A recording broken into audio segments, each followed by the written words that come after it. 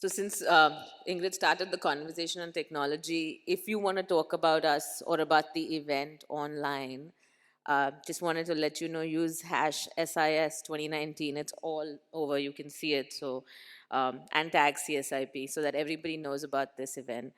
Let me invite the keynote for today, Asha Curran. She told me everybody mispronounces her name in the US, but I was checking how to say her last name this time. So um, she's the CEO of GivingTuesday, the global generosity movement. She's formerly the Chief Innovation Officer and Director of the Belfer Center for Innovation and Social Impact, which was named one of the 10 most innovative nonprofits. Without further ado, let me invite Asha on stage. Thank you. Hi, everyone. It's so nice to be here. I want to ask your forgiveness if I say anything that doesn't make sense or forget a simple word. I landed this morning at 2 a.m., so my body is somewhere else and my mind is somewhere else.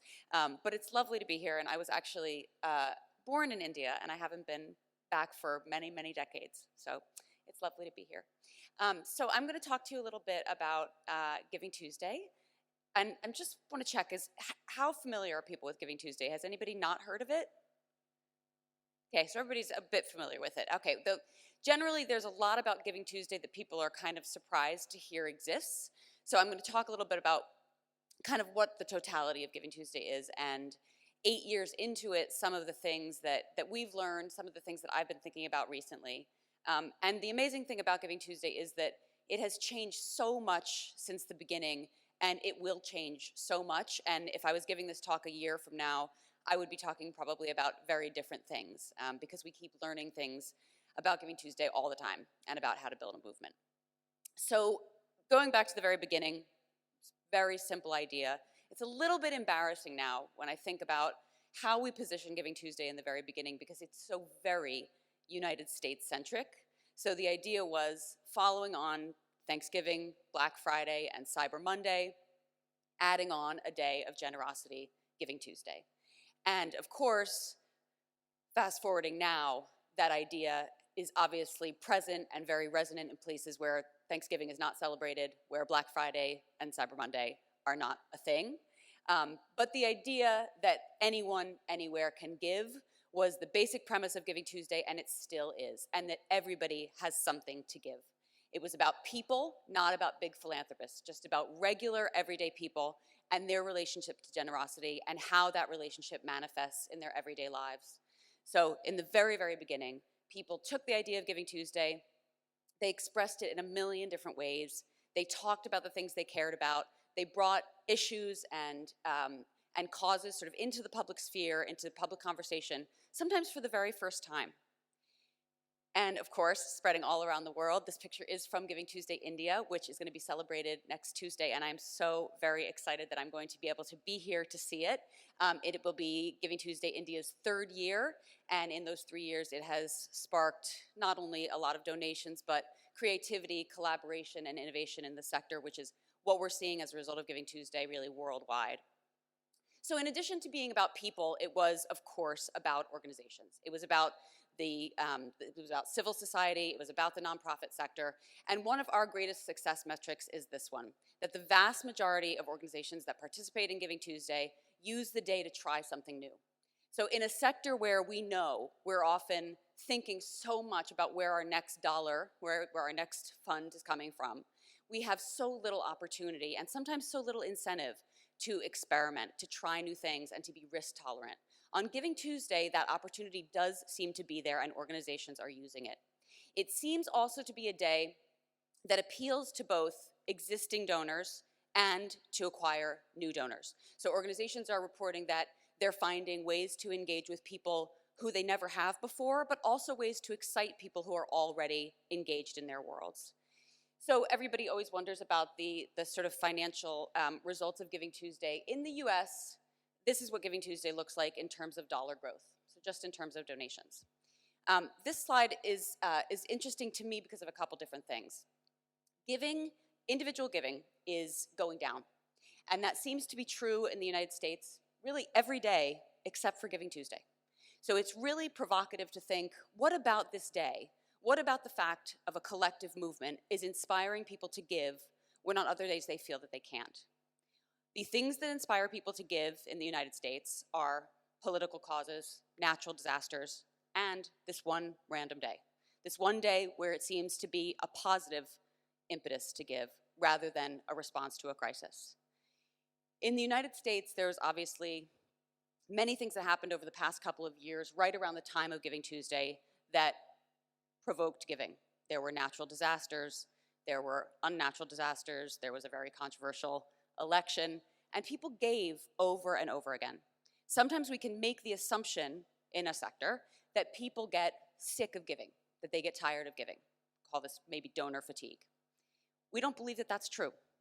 We think people who are generous like to give, that they like to give over and over, and that they like to give in lots of different ways, right? So it's actually our responsibility, the actors in the sector, to be engaging people in ways that are going to inspire them and not assuming that they're going to get tired of being generous. So 8 years on, that's sort of the basic premise of Giving Tuesday and sort of how it's grown. And it's very useful, I think, when you're talking about movement building, sort of taking a look back, to first sort of share this frame with you. Ingrid mentioned Henry Timms, who is the co-founder of Giving Tuesday.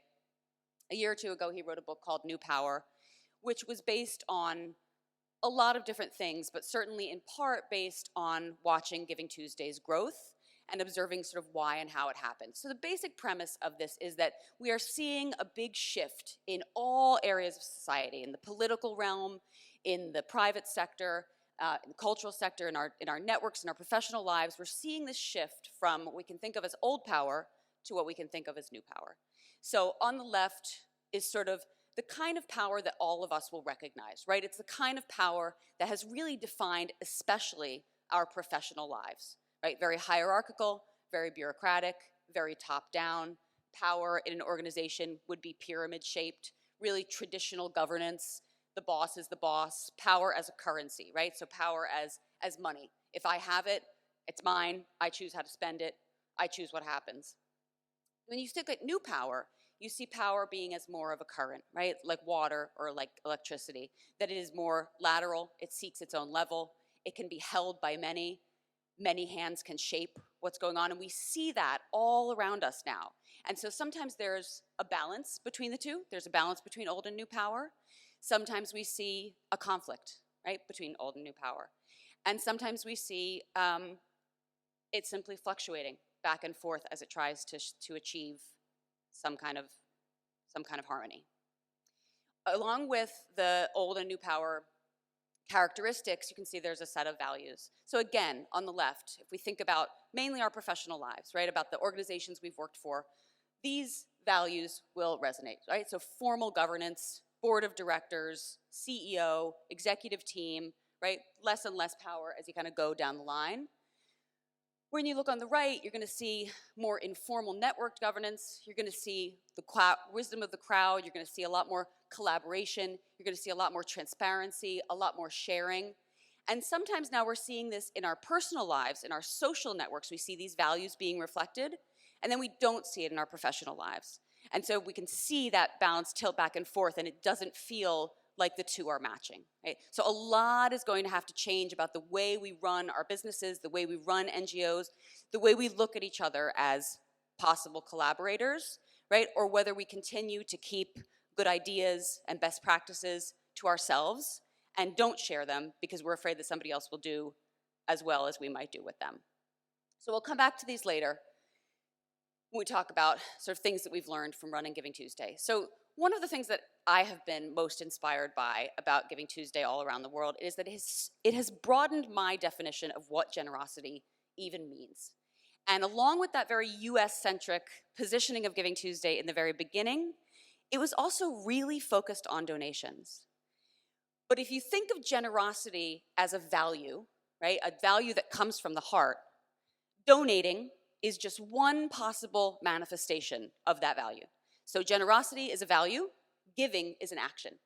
Generosity is a value that manifests in hundreds of ways every single day in our lives, in ways that we notice and in ways that we don't notice.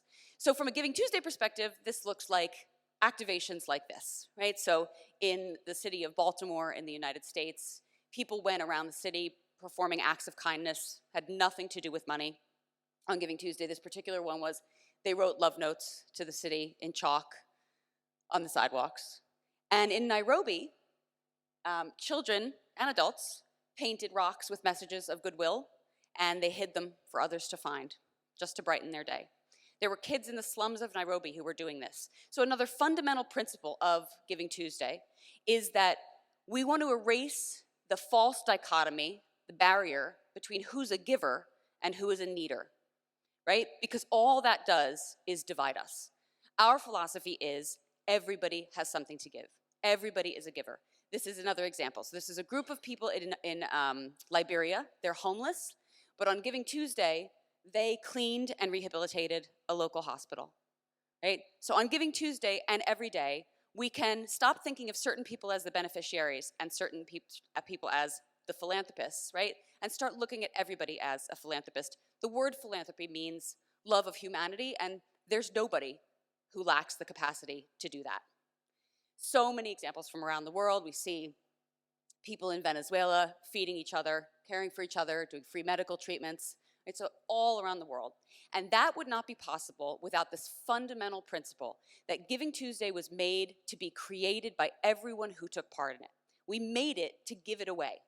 It has never been branded, it has never been owned, not by us or by anyone else. And that means that everyone can own it. And everyone can feel this amazing sense of agency, right? The ability to make a positive impact on your community or on your world is transformational. And that would not be possible if it felt like something that people were simply borrowing, that it was an idea that was owned by us and other people could take it and use it just for the day. So we see really joyful, celebratory pictures of collectives of people coming together to make Giving Tuesday look like what their own community looks like, what their own identity looks like. And that was a fundamentally difficult and important decision that we had to make in the beginning, which we've come to refer to as mission over brand. So in this age, if you think about new power values, a generation ago, people chose a shampoo or a type of car or a nonprofit, and they stuck with that, and they gave to it over and over and over again. But people are not engaging with brands in the same way anymore. They're engaging with what is at the heart of a cause or a mission. So if we decided to take 9-2-Wise branding entirely off of Giving Tuesday, and what that allowed people to do was then to take Giving Tuesday and change it. Now, a typical nonprofit response to this could have been a legal one, right? You have to use this exactly as we created it. You can't change it. You can't change the logo. You can't change the name. But we didn't do that. Instead, we celebrated and we amplified that kind of co-ownership and creativity. And now it continues to show up in innovations like this, Giving Tuesday Military. This was not created by us. It was created by 3 military spouses in the US who want to unite military bases worldwide with 1 million acts of non-monetary kindness on Giving Tuesday. And Giving Tuesday Kids, which was created by a 12-year-old girl in California.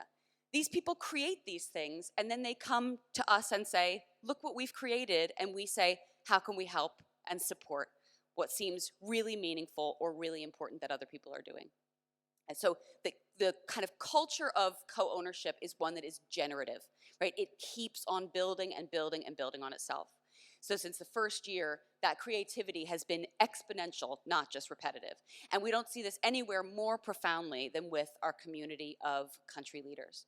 So all of the countries that have taken part in Giving Tuesday, that have claimed ownership of it, are now co-creating this generosity movement together. And that's really magical. So this is a slide of some of our global logos.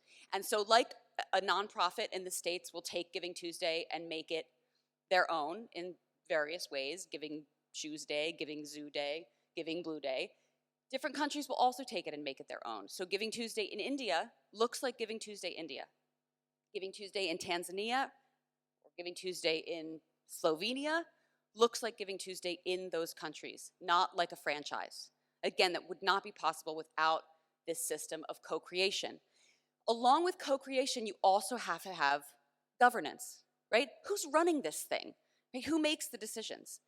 That's where you get into collaborative, networked governance. Right? This is where we see old power and new power values in harmony. So it's not that there's no hierarchy. It's not that there's no decision making. There absolutely is, but there is responsibility and there is agency in this interconnected network of leaders from all around the world. And the job of that network is to have a level of trust and transparency so that they know and they feel that the success of everyone else in the network is also their success. That if they hit on a best practice or an innovation, their impulse is to share it with one another rather than to keep it to themselves. And in this highly interconnected world that Ingrid was just talking about, that makes all the sense in the world, because these challenges are not unique to any specific country. They are shared by the sector worldwide.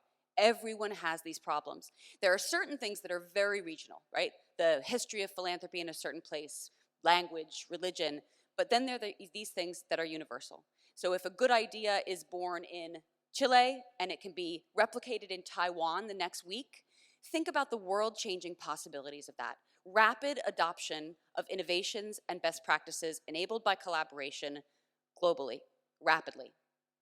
So our network of leaders has grown from 2016, about 8 countries, to 2019, 50 plus countries. Giving Tuesday is on track to become the world's first global day of anything. That's pretty amazing. When we first started it, we thought Cyber Monday would be the first global day, and maybe we could be the second global day. But it looks like generosity is actually outpacing consumption in this one way. And that's because there's something about a movement that is the thing that is appealing to people now. Giving Tuesday was one of the very first hashtag movements, but now they're everywhere, right? That is simply how people are engaging now. This is what our network of leaders also looks like. They enjoy each other, they have fun together. It's also really important to note, and I was thinking about this also during Ingrid's opening, it's not about building fancy platforms. It's not about investing in new technology. The technology to unite the whole world already exists. It is the intention that we have to bring to that technology. And that has all the potential, and it doesn't cost anything. This whole global movement runs on email and WhatsApp. The final thing I would say about Giving Tuesday, though, is that all of those kind of various lessons exist within a much larger idea.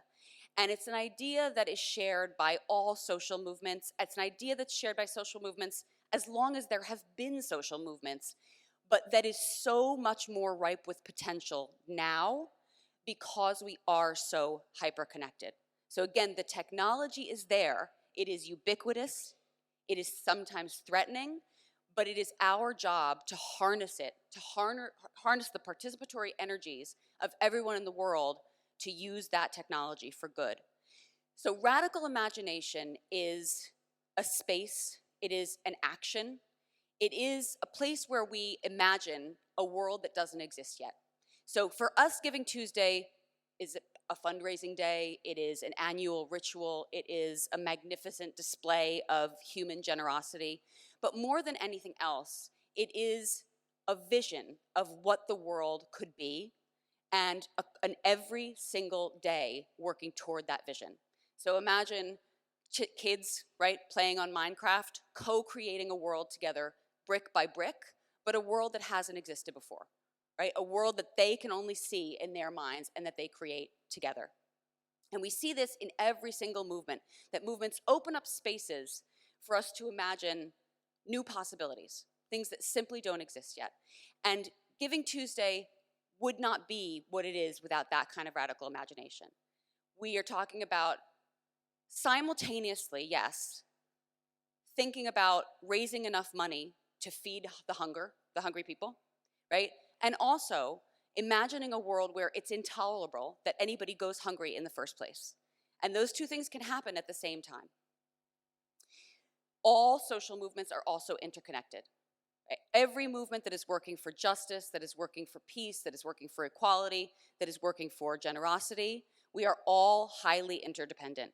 And if we are simply acting in our own silos or going along our own tracks, we will never be successful, because all social movements that are working for hatred and division are also highly interdependent and interconnected, and they are working on exactly the same principle of radical imagination.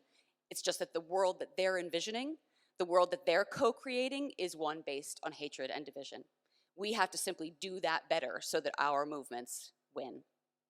So for us, Giving Tuesday is about imagining a world where, or at least this is what it is for me, it's imagining a world where everything is driven by generosity. Everything is driven by the question, what are the assets that I have right now that I can give away? And that decision-making drives everything from the interactions that we have with our friends, with our colleagues, with our family, with complete strangers every single day, to the decisions we make as we create the civic spaces that we live in together, to the policies that our government implements. So those policies are only to help people, that they are only driven by generosity. So my favorite quote, the radical imagination is a promise we make to ourselves. It's a process, not a possession, a collective journey, not a personal destination. I would also add that it is a promise that we make to each other, right? And that it is a promise that we make to future generations, and that it is an acknowledgement of solidarity, that we're all in it together, that I'm going to help today because I might need help tomorrow, and that we'll work every day toward that vision that we create together in that space of radical imagination. If we don't do that, it's just a daydream.